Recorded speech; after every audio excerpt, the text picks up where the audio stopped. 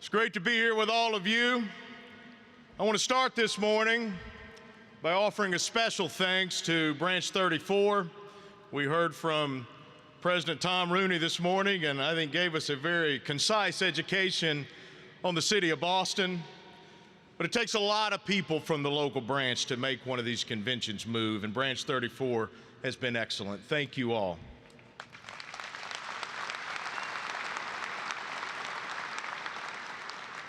And thank you most of all to all of you, the delegates. We would not be here without you. So thank you all for taking the time to travel here and carry out the important business of our great union, the National Association of Letter Carriers.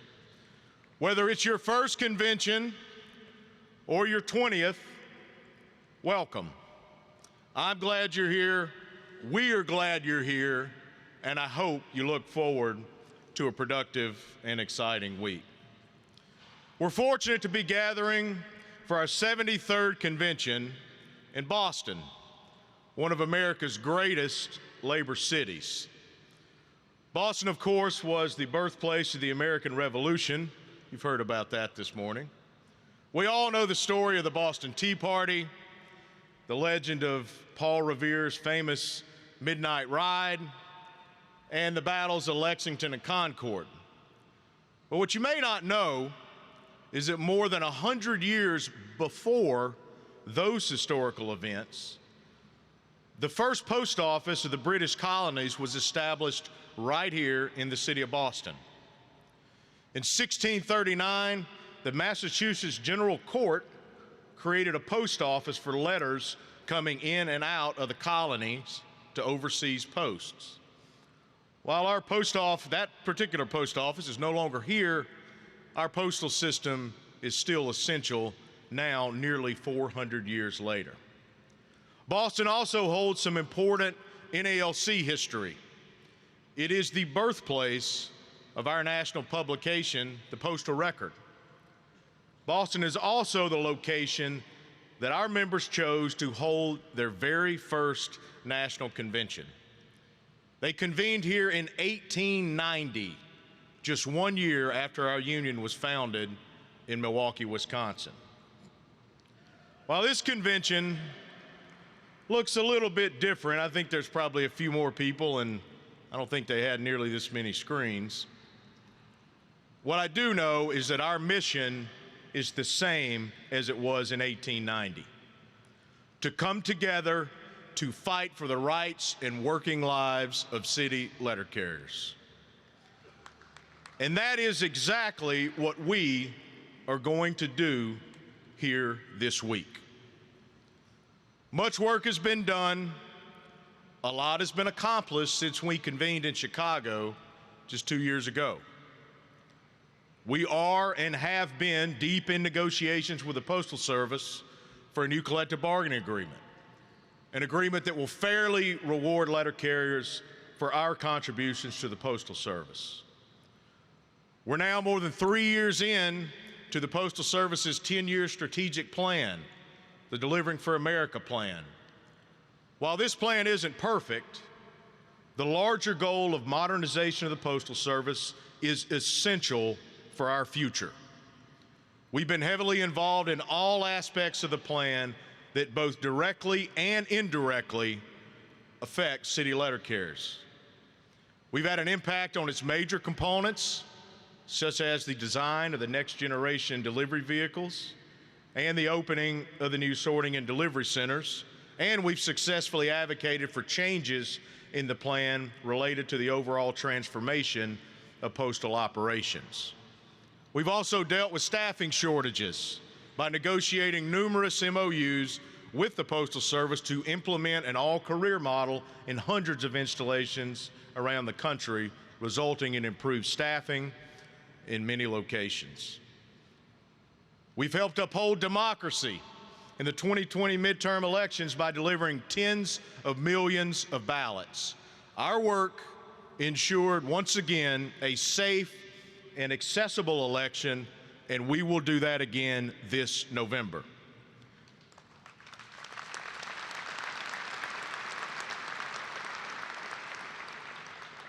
We've stayed engaged on Capitol Hill, fighting for our interests, all while working to continue to grow participation in our letter carrier political fund. Once again, we hosted a Stamp Out Hunger food drive, the largest one-day food drive in the country, and in 2024, we collected nearly 50% more food than we did in 2023, and we have even bigger plans in 2025. And our branches across the country, once again, as we've done for many years, got creative holding fundraising events for our official charity, the Muscular Dystrophy Association. Last year, we surpassed our fundraising goal of $1 million, and we are on track to do that again in 2024. All of this progress has only been possible through our collective effort, our empowered solidarity. As I travel across the country to meet with our members, I see, hear, and feel our union's passion, strength, and solidarity at every branch meeting, retirement event, regional rap session, state convention, or whatever the occasion. And even though we've only been here for a couple of days, perhaps more than ever, I feel it right here in Boston. Brothers and sisters, whether it's representation of our members on the workroom floor, training our representatives, negotiating with the Postal Service at the regional or the national level, advocating for our issues in the halls of Congress and the White House, working with the Department of Labor to help our members that are injured on the job, or assisting our members going through any type of difficulty, our union has never been stronger. But our long history of success has always been fueled by the desire and the endless strategic effort to improve everything we do, and that is what we must continue. Our theme here this week is Grow, Rise, Together. Looking forward as we work to strengthen our union, build on our successes, and achieve new goals, embodying this theme and all the initiatives that come with it will be essential. So this week, as we look ahead to the next 2 years of our union, I encourage you all to embrace this convention theme. But not just here in Boston. Let's take it back to our branches, our regions, and our states and spread this message. Our empowered solidarity is our greatest strength, and it is how we achieve our goals. Now, let me get into what I'm sure is at the top of mind for most of you, as it is for me every day, and that's collective bargaining. In February 2023, we kicked off negotiations with the Postal Service for a new CBA. Undoubtedly, we faced a tough and very difficult environment, a very different environment, entering this round of bargaining than we have in previous years. We started negotiations as letter carriers had just helped usher our country through a global pandemic. While parts of our economy shut down, offices and restaurants closed, letter carriers stepped up and delivered during the crisis. We kept things moving every single day.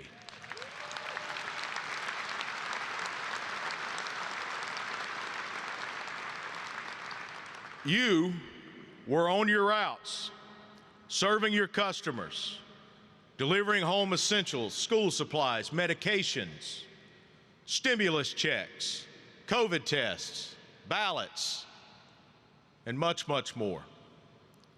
This wasn't easy, and it didn't come without serious challenges.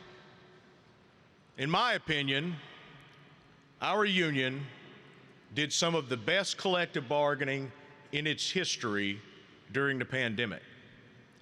On a day-to-day basis, We worked around the clock to protect the safety and health of our members while overcoming extremely difficult circumstances to ensure that we continued to serve the American people. Letter carriers have long known the power of our network, our workforce, and our craft, and the pandemic reminded the rest of the country. We are the heartbeat of the Postal Service. We keep it running, and we always will. Aside from pandemic-related challenges, crime against letter carriers has been on the rise. Yet another factor making our jobs more difficult and in some cases undermining the Postal Service's ability to attract new letter carriers to the job. When we opened bargaining, unemployment rates were at a 50-year low, giving job seekers plenty of options. Organized labor in the private sector has celebrated some massive victories in the time since we last met in Chicago, and private sector wages have soared. Last year alone resulted in historic agreements for auto workers, UPS employees, screenwriters, actors, pilots, teachers, and more. We stood in solidarity with our brothers and sisters and celebrated every single one of those victories. However, despite these labor wins and a booming economy, it is a reality that the Postal Service was and is in a much different position than most private sector employers. Even though the Postal Service had record-breaking increases in parcel revenue during the pandemic, and the crushing pre-funding mandate was repealed through the Postal Service Reform Act, higher than expected costs due to surging inflation, significant investment in new infrastructure, and the high employee turnover costs all contributed to the Postal Service reporting a loss of $6.5 billion in fiscal year 2023. While it's certainly challenging to negotiate with an employer that's losing money, we've been doing that for 15 years, we saw this as an opportunity. Through a fair contract, the Postal Service could strengthen the letter carrier workforce and in turn bolster the Postal Service's ability to achieve the goals in its plan.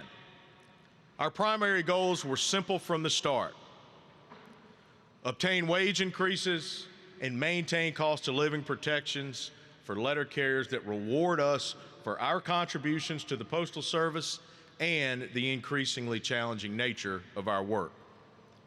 Eliminate the two-table wage structure and replace it with a single pay table that not only increases starting pay, but also raises top pay while reducing the time it takes to get there.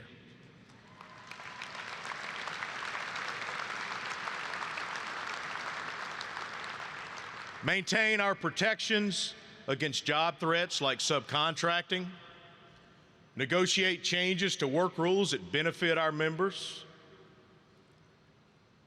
All these proposals that we submit in collective bargaining are derived from resolutions submitted by branches and state associations that are then debated at the National Convention and adopted by delegates to those conventions to become official bargaining positions of the NALC. Every one of us in this room should be energized by the opportunity we have to do that again this week. We have been in continuing good faith negotiations with the Postal Service from the start. This year, we have been operating on dual tracks, finalizing preparations for interest arbitration while continuing to meet and discuss issues with the Postal Service to work towards a negotiated agreement. In March, NALC and the Postal Service selected arbitrator Dennis Nolan to serve as a neutral chair of a 3-person interest arbitration panel. You may remember arbitrator Nolan previously served as our neutral arbitrator in our interest arbitration proceedings for the 2019 agreement, which were nearly completed when we reached a negotiated settlement in late 2020. We were in the process of scheduling interest arbitration hearing dates when progress in our talks with the Postal Service began to move more quickly a few weeks ago. Since then, we have spent a week in a hotel lockdown with our counterparts from the Postal Service, where we made even more progress. Today, we are near agreement on the major economic pieces of a tentative agreement. It is very possible, even likely, that a tentative agreement to send out to NALC members to consider for ratification will be reached. And such an agreement will address the goals that I've outlined from the start of this process last year.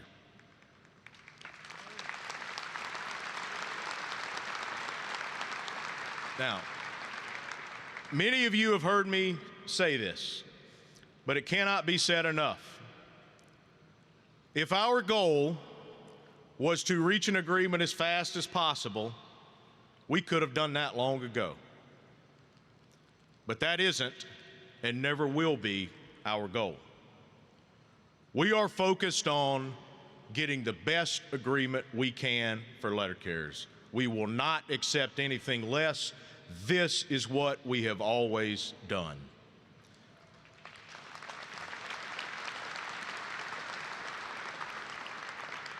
Our history tells us that this process takes time.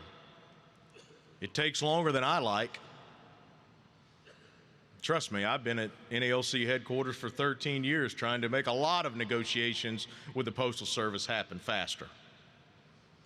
But I am committed to staying in this fight to get what our members have earned and deserved. We are almost there, and we are going to finish that job.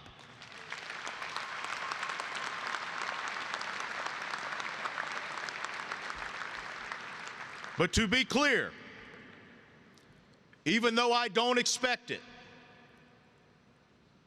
we are ready to go to interest arbitration if things fall apart in negotiations.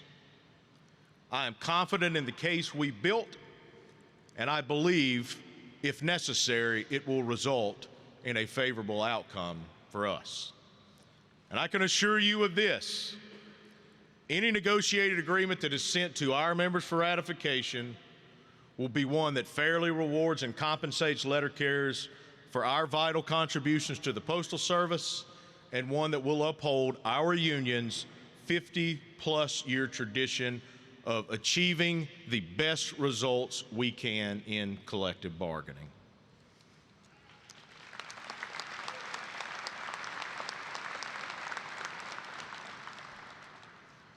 While collective bargaining is rightfully so dominated much of our union's work since we last met in Chicago, we've also been busy on a number of other fronts.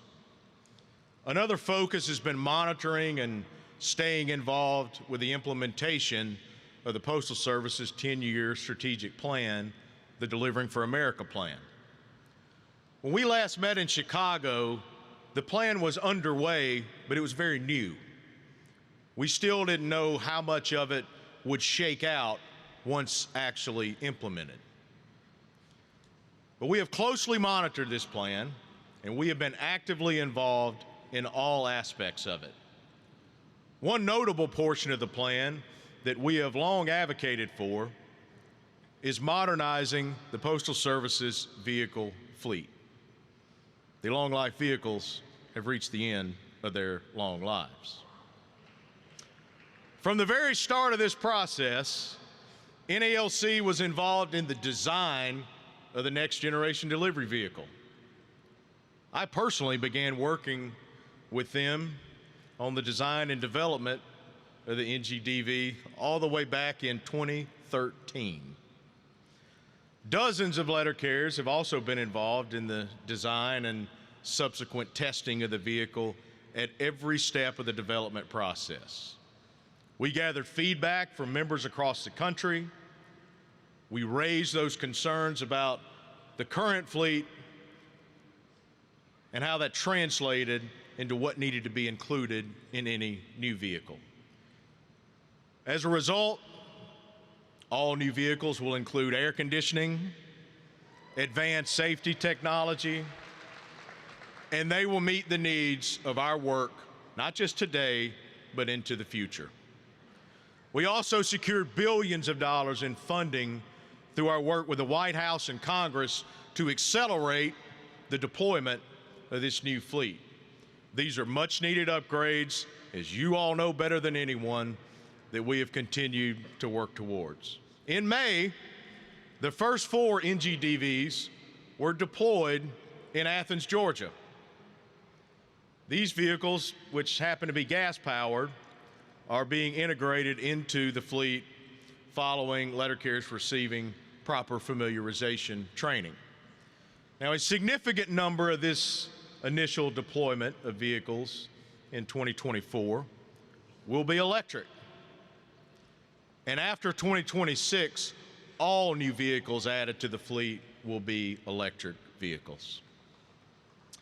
Our goal has always been to ensure that the Postal Service acquires a delivery vehicle fleet that provides a safe and ergonomic working environment for letter carriers, and we are finally well on our way to achieving that.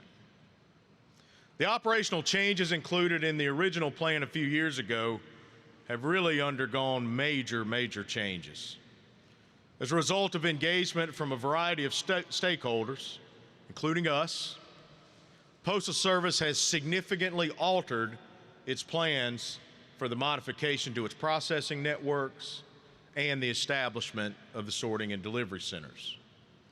We've been involved every single time the Postal Service has proposed and subsequently established a new sorting and delivery center. Currently, there are 68 S&DCs operational around the country. These facilities are being implemented as part of the 10-year plan to reorganize their network to better accommodate and increase package volume. We know that that is a huge part of our work now, and we must adapt so that the agency and the network are equipped to allow us to best perform what we do best, and that is serve our customers. When a new S&DC is being established, representatives from headquarters engage in significant discussions with regional and branch leaders. We gather lots of information and attempt to identify every issue we possibly can. We then meet with the Postal Service prior to implementation and on an ongoing basis to address any further issues that arise. Our representatives have been involved from the start in the implementation of every one of these facilities. There are also policy changes included in this plan, several of which are consistent with our legislative and administrative priorities. Some of these have already been achieved, such as the Postal Service Reform Act of 2021 that addressed the mandate to pre-fund future retiree health benefits.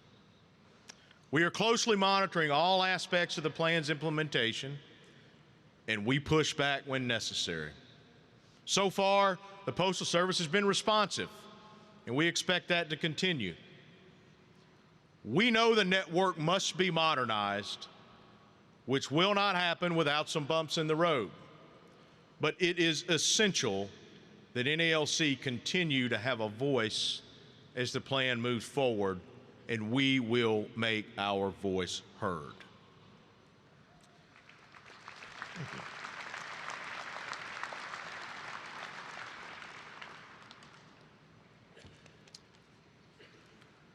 When we convened in Chicago 2 years ago, we were aware of at the time, new uptick in violent crime and assaults committed against letter carriers on the job. But at that time, I don't know that anyone could have predicted how frequently these crimes would occur and how many of our members would unfortunately be affected. Since 2020, more than 2,000 crimes have been committed against letter carriers nationwide. Last year alone, that number jumped to nearly 650, a 30% increase over the year prior. This is a disturbing trend that hasn't slowed down. 4 letter carriers, tragically, have been murdered on the job since we last met in Chicago. Brother Andre Cross from Branch 2 in Milwaukee, Wisconsin. Brother Jonte Davis from Branch 385 in Youngstown, Ohio. Brother Jay Larson from Branch 245 in Rockford, Illinois. And just recently, Sister Octavia Redmond from Branch 11 in Chicago. Were all performing their duties when they were senselessly murdered. It's heartbreaking, it is appalling, and it is completely unacceptable. There are also, unfortunately, hundreds of other stories of letter carriers being robbed or attacked, often at gunpoint. And this has understandably left many of our members fearful to simply do their jobs. As we started really looking into the statistics of these crimes, we were extremely alarmed to find that very few of them are properly prosecuted at the federal level. So criminals were attacking our members, federal employees in uniform, serving their communities with no consequences. This inaction sparked something in our union. And in the last year, more than 15 branches around the country have held events to rally and declare enough is enough. Now,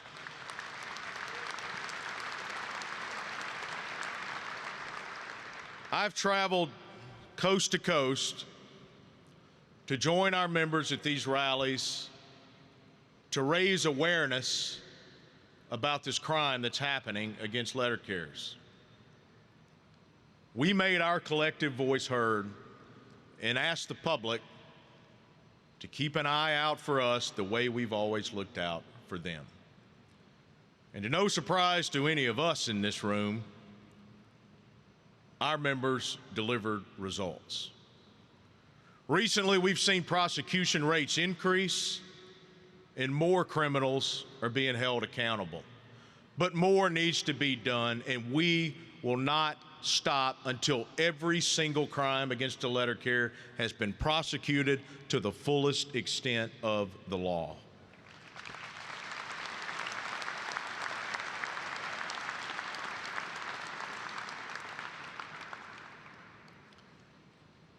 We also took this issue to Capitol Hill.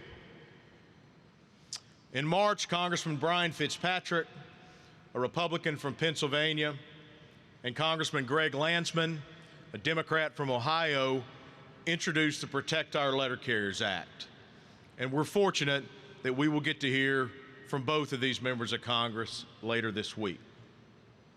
This bipartisan legislation is the critical next step to deter these crimes from happening, prosecute anyone who attacks our members, and hold those who are found guilty accountable.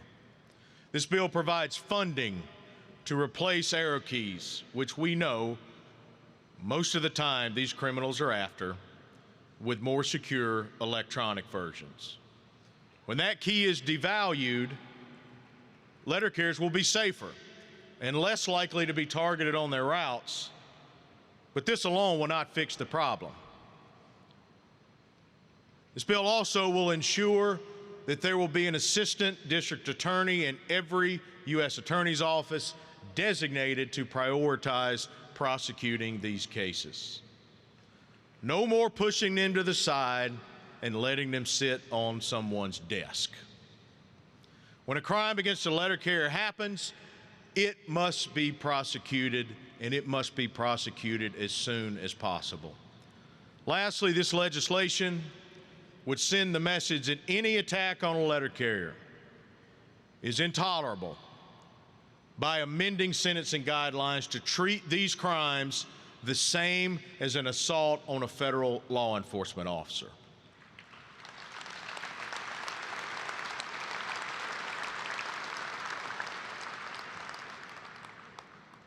We all remember when we could navigate even the meanest streets without incident.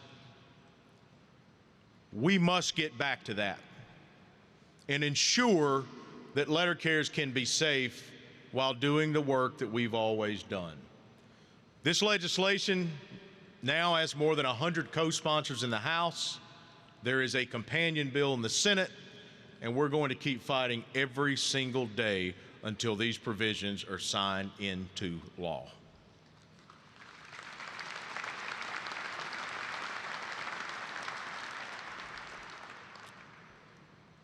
Crime has not been the only persistent threat to us on the job.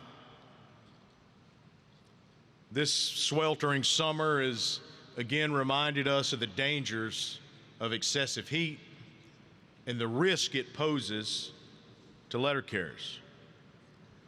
Tragically, in June of last year, we lost Brother Eugene Gates to illness caused by excessive heat. Brother Gates was a member of Branch 132. He collapsed and passed away in a customer's yard in Dallas, Texas. Any brother or sister lost to excessive heat is one too many. We mourn the loss of Brother Gates and are committed to continuing our work to find solutions to keep letter carriers safe. For more than a decade, we have fought for comprehensive protection from the heat. Most recently, we have engaged the Department of Labor under the Biden administration on this issue. It is past time that all workers in this country are protected from heat illness. And we are finally seeing some progress on that front.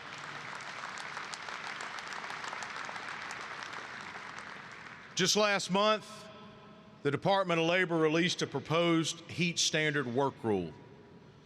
This proposed rule includes all of the measures recommended by experts to mitigate the hazards of excessive heat. We are grateful to Acting Secretary of Labor Julie Su and former Secretary, also former Mayor of Boston, Marty Walsh, for leading this effort. Both secretaries are great friends to letter carriers and champions for workers. This is the ultimate solution to keep letter carriers and all workers safe from excessive heat, and we are pleased to see it now moving through the rulemaking process. While it still has to move through this process, it's a big step forward. NALC fully supports the implementation of this rule, and we look forward to doing our part to make it a reality. We're optimistic about the difference it will make for letter carriers and all workers who year after year are increasingly affected by working in excessive heat. The health and safety of letter carriers always comes first. So we focus a lot of our efforts on protecting our members from crime and heat, but those aren't our only priorities when it comes to our work in government affairs. We remain committed to legislation that would protect our retirement benefits, including finally repealing the windfall elimination provision and government pension offset that discriminates against civil servants,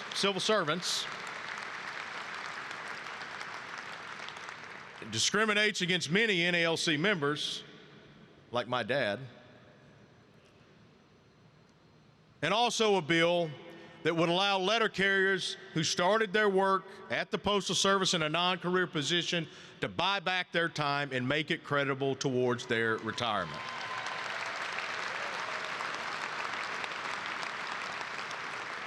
It's the same work, the same hours you put in, you deserve for it to count towards your retirement just the same.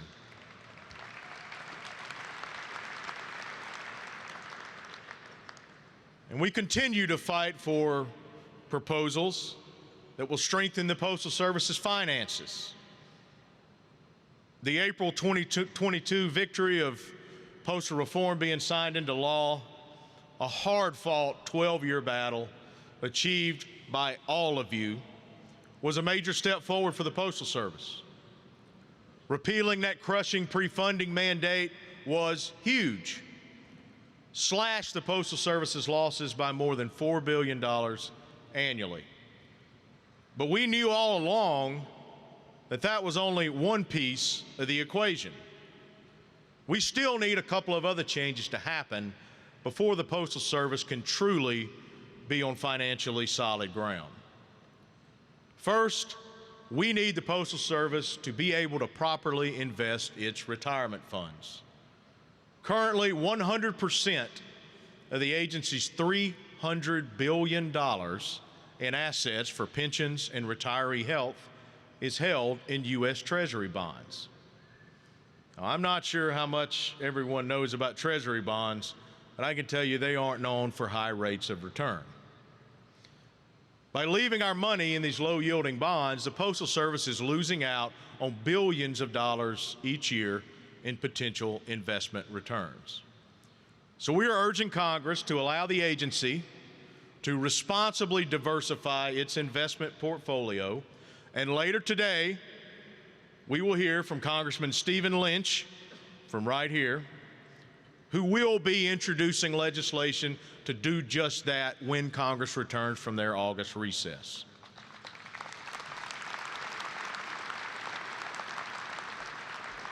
A common sense change like this could make a real difference to the Postal Service's bottom line and its balance sheet. Secondly, for more than 50 years, the Postal Service's contributions to the Civil Service Retirement Fund have been miscalculated. This miscalculation has resulted in over $90 billion in unjust expenses for the agency. This is unfair, and we have been working to get it fixed. While our recent efforts have focused on working through presidential administrations to make this change, we are open to all avenues and possibilities, and we will pursue it through legislation if that is what it will take to finally correct this long-standing problem. To protect letter carrier jobs, benefits, and retirement, we must make sure the Postal Service is financially healthy. When we sit down at the bargaining table, it looks a lot different, and things might even happen a little faster, if our counterparts on the other side are not operating deep in the red. So it is critical that we prioritize advocating for these important policy changes. We're convening here in Boston just a few months before the 2024 election, which I think is safe to say it will be an election that none of us will ever forget. The presidency, control of both the House and the Senate is up for grabs. And there's no doubt that there is a lot at stake this year on Election Day. Brothers and sisters, democracy is on the ballot. And now, maybe more than any time in our history, it is important for all of us to familiarize ourselves with the candidates, to know where they stand on NALC's priority issues, and have a plan to vote this November. In tomorrow's general session, we'll take a deeper look at how our work powers safe, secure, and accessible elections through vote by mail. We'll also preview how democracy is at stake this election season and just how close our country came to losing our democratic system 3 years ago. Now, NALC is yet to make a presidential endorsement for the upcoming election. But this body, this week, will consider a resolution to endorse Vice President Kamala Harris for President of the United States this week.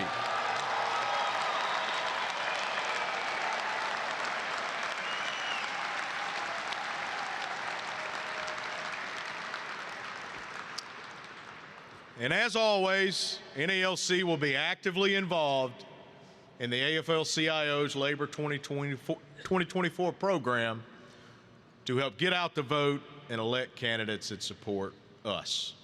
We'll work alongside our sister unions to elect candidates that support us across the federal government. We'll use our collective voice, our empowered solidarity to support get out the vote efforts and engage with members of our community. No one can predict the future, and no one knows what the outcome of these elections will be. But I know one thing for sure: we, letter carriers, are ready to defend our democracy and deliver America's votes once again.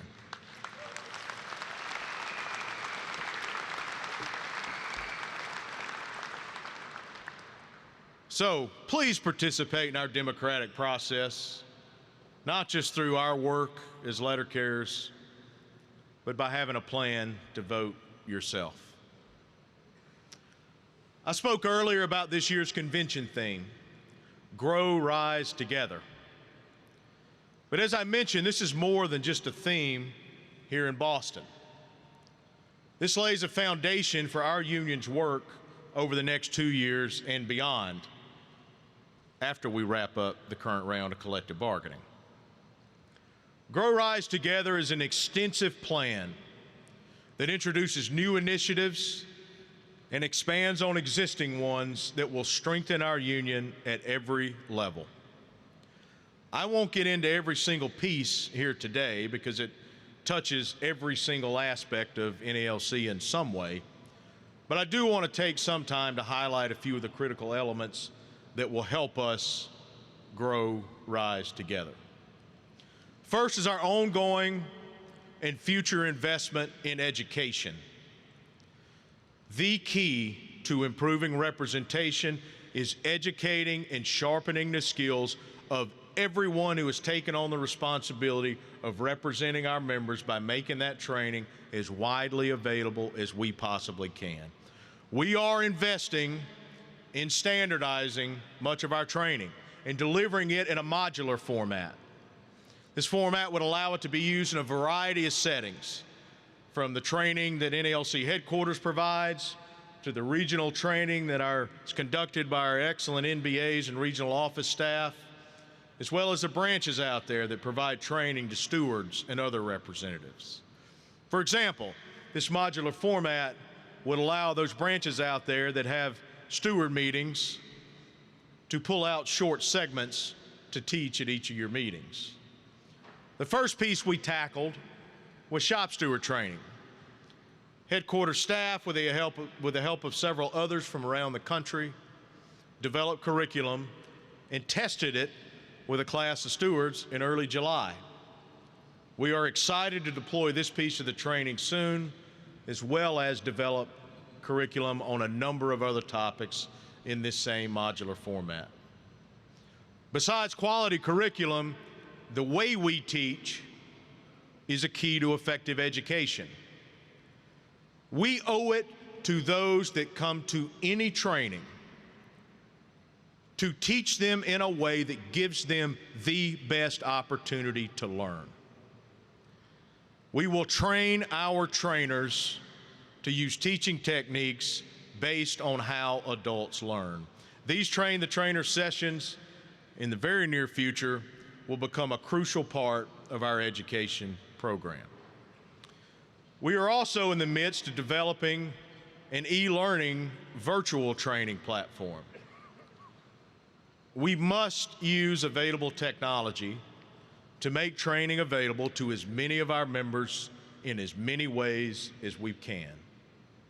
While this platform certainly will not replace in-person training, nor is it intended to do that, it will be a new resource and expand opportunities for those who want to get involved but maybe can't make an in-person training, or they prefer to do training on their own.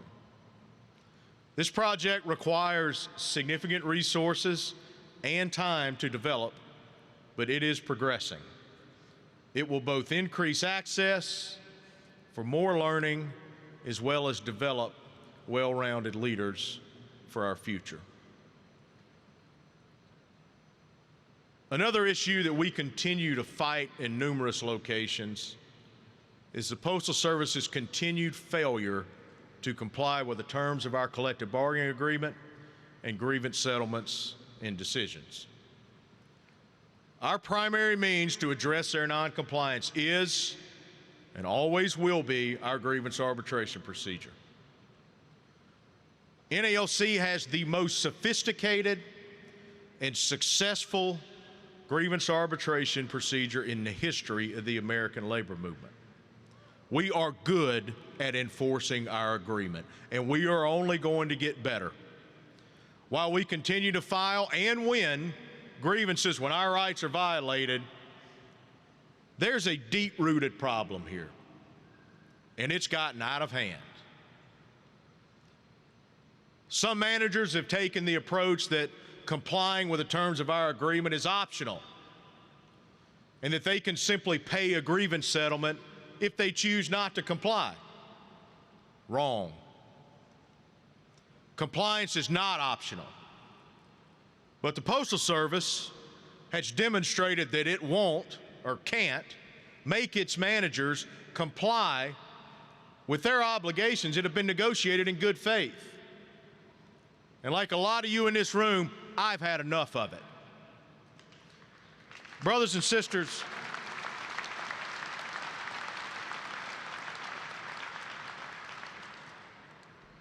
this is a fight. And we as a union will use every available tool we have to win this fight. From the Department of Labor to our friends in Congress, it's time to turn up the pressure. So to all of you in this hall and outside this hall that represent our members, keep fighting. Keep doing the hard work, and together we will attack this problem, and we will do what our union has done for 135 years, win for our members.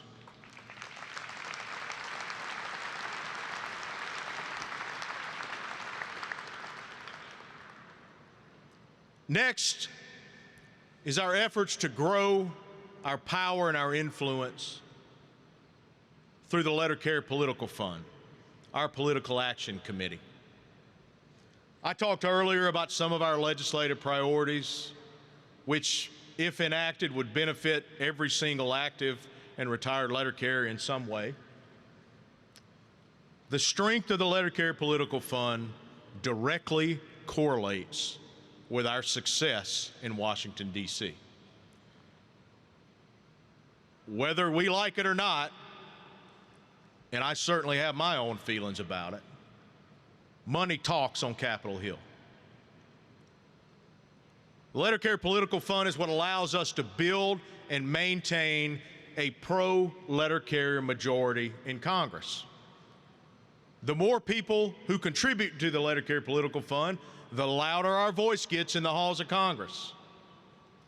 Now, don't get me wrong. We have a long history of a very respected and influential voice in Washington, D.C. But there is room for growth. Currently, 12% of NALC members contribute to the Letter Carrier Political Fund. That's the most we've ever had, but it's only 12%. And one thing I know about NALC, we are not a 12% union.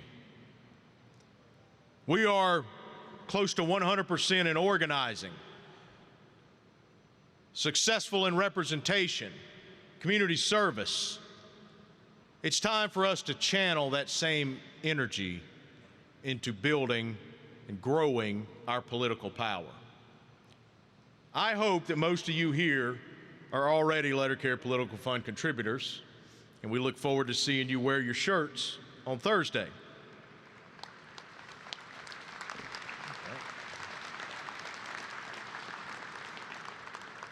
Those water bottles are pretty cool too, huh?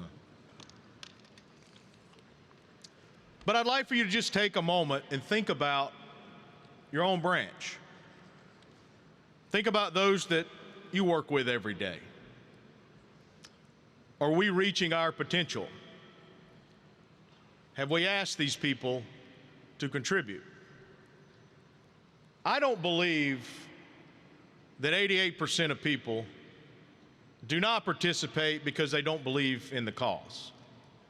I think it's because we haven't asked them. So when you all return home, here's a little challenge for everybody. Let's tell at least one person about the Letter Care Political Fund and ask them to sign up. That's how we grow our power. Many of you know that already do this type of work, that the process of becoming a contributor to our PAC through payroll deduction has become more cumbersome in the last year or two due to cybersecurity issues. We have pursued a solution to this issue through collective bargaining, and we expect it to be implemented with our new national agreement. And it's imperative that we as a union are in a position to take full advantage of the opportunity that will be created by the implementation of a new sign-up process. We must keep a pro-letter care Congress and administration, and the way we do that is by talking to our brothers and sisters and giving them all the chance to join in the fight like those of us in this room have done. An area that we as a union already excel in is organizing. We all know that NALC has been the best organized open shop union in this country for many years. It's something we should all be extremely proud of. That 93 or 94, depending on which day you look, % of letter carriers voluntarily choose to be part of our union. But despite this undeniable success, there's still room for improvement. And we will continue to put forth our efforts to enhance and improve our organizing materials, our presentations, the tracking process that we use until every single city letter carrier is a member of the NALC. That's our goal, and it's on all of us here in this room to do that work and make sure every letter carrier understands the benefits and the importance of being a member of our union. While we have long celebrated this organizing success, it is not something that we take for granted. We know that there are countless industries out there that are fighting for their right to organize and collectively bargain. One main sector that directly affects us and the Postal Service is the delivery industry. Whether it's Amazon, FedEx, or gig workers employed by the different delivery companies, NALC and the Postal Service will be stronger when the entire delivery sector is unionized. This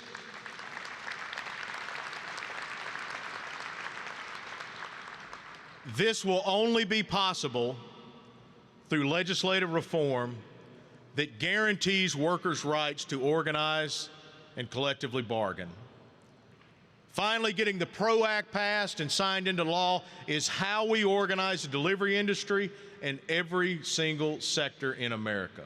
The PRO Act would take power from these massive union-busting corporations and put it back in the hands of the people who literally deliver for these companies, their employees.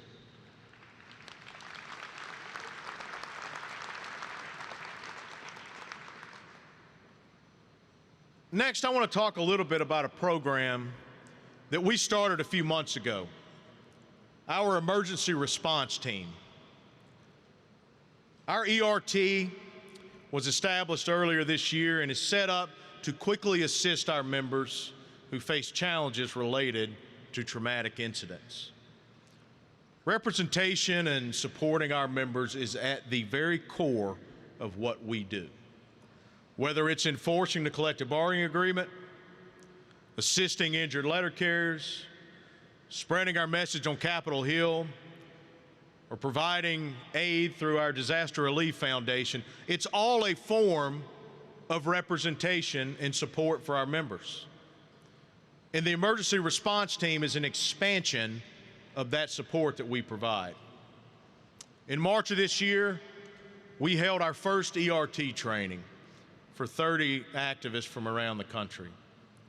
They came out of that training with the knowledge, tools, and techniques necessary to provide crisis support for our members, and were immediately deployed to the field. They are helping members with situations like the loss of a coworker, a significant accident, or other traumatic incidents. In the future, we plan to train more ERT representatives and expand the program's coverage to include other topics.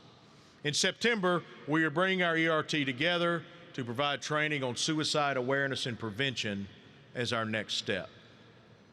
While these are difficult situations to walk into, I am so proud of our ERT representatives and the invaluable work that they are doing. Our ERT program is already proving what I already knew, and so did all of you, that if given the opportunity and the knowledge to help fellow union members, our members will jump at that chance and go above and beyond. That's exactly what they have done. I know our ERT members are eager to help, so if you or someone you know could use their assistance, please do not hesitate to reach out.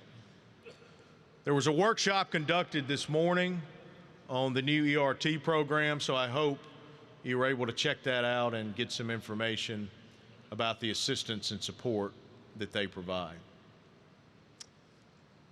NALC proudly represents one of the most diverse union memberships in the country. Our diversity is one of our greatest strengths. And for our union to be as successful as we can be, we must continue to embrace our diversity. So we've set up new initiatives to help us better support our members and strengthen our union. First is a formation of a group to look at ways to better embrace diversity, equity, and inclusion in our union. We'll focus on understanding and utilizing the diversity of our membership. To be as strong as we can be, we must increase access and make it as easy as possible for anyone, regardless of their race, gender, religion, sexual orientation, or anything else, to get involved in NALC. There's an introduction to diversity, equity, and inclusion workshop scheduled this afternoon. So if you'd like to learn more, I encourage you to check that out. We're also creating a women's mentoring program that will identify, support, and develop current and future women leaders in our union. It is undeniable that women who take on or wish to take on a new responsibility or leadership role face challenges simply because they are women. This is an unfortunate reality in our world. As a union, we should be doing everything possible to make it easy and accessible for women who want to step up.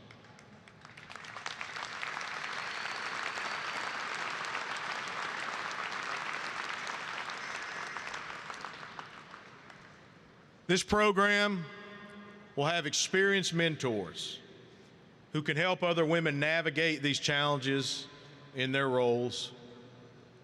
And I hope and expect it will result in more women serving in leadership roles at the branch level and beyond, which will make our union stronger.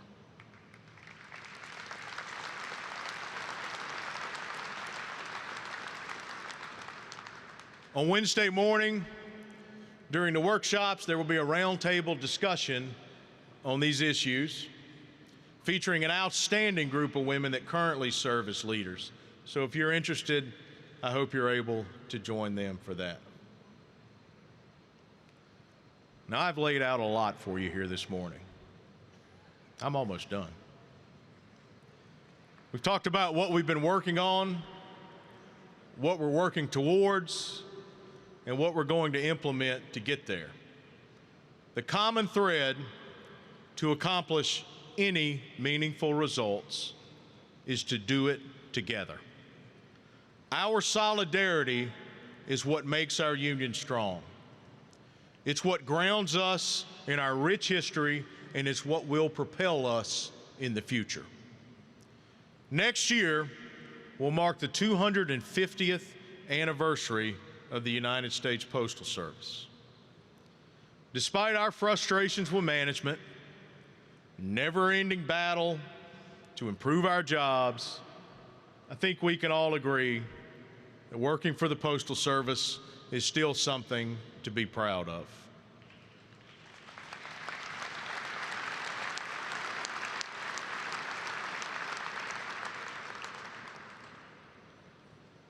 Created in 1775 during the Second Continental Congress, before the Declaration of Independence was even signed, the Post Office was created to foster our newfound democracy. Our new government relied on the postal system to inform the electorate and keep information flowing. Our work, of course, has changed dramatically since then, but the core of our duties remains the same. The work we do upholds our democracy and our country every single day. Americans count on letter carriers, whether it's their ballots, checks, medications, packages, cards from loved ones. America depends on us to stay connected. And as we always have, letter carriers will continue to adapt. We will continue to fight. We will continue to be there for the American people. And we will do all of this through our empowered solidarity. We won't turn our backs on each other to just look out for ourselves. That goes against everything that being a member of the NALC is about.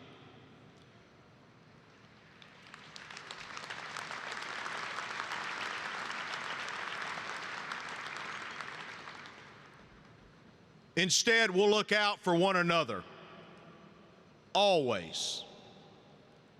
We will grow, we'll rise, and we'll do it the way we've always done it, together. Once again, brothers and sisters, welcome to Boston. It's going to be a great convention. You ready to get to work? Let's get to work.